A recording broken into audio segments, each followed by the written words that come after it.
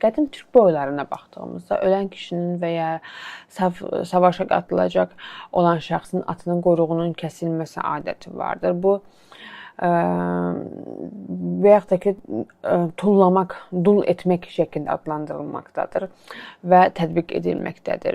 Bahəddin Ögəl bu mövzunu belə deyir ki, əri ölən at ərin arvadı kimi dul qalmış olur. Yəni necə ki, arvadın əri ölürsə, dul qalmışsa, atın da igidi ölürsə, at da dul qalır. Onun üçün də buna tullamaq, dullamaq deyilir və bu quyruq kəsmə yolu ilə də simvollaşdırılmış olurdu.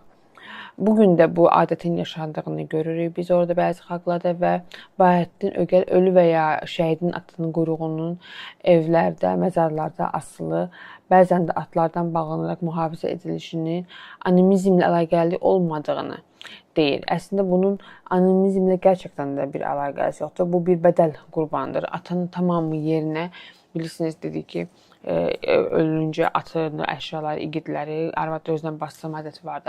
Əsas atın özündən bastırma adəti vardı ki, bunu da çoxunuz türk abidələrində də görmüşsünüz.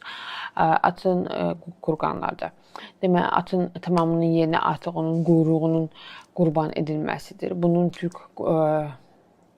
kültüründəki at, arvad və silahın müqəddəs olduğu anlayışı ilə də əlaqəsi vardır.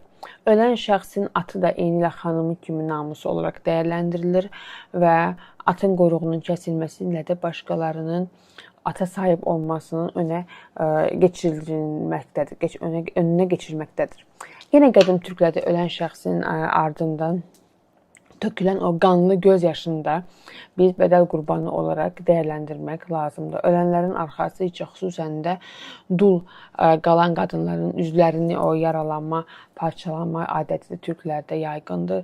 Bəlkə də dul qalan qadınların ərlərinin cənazələrini özlərini o qurban edərək eşlik etmək istəmədikləri üçündür. Üzlərini yaralamaqla və qanlı göz yaşı deyilən bu adətlə ölümü simvollaşdırır.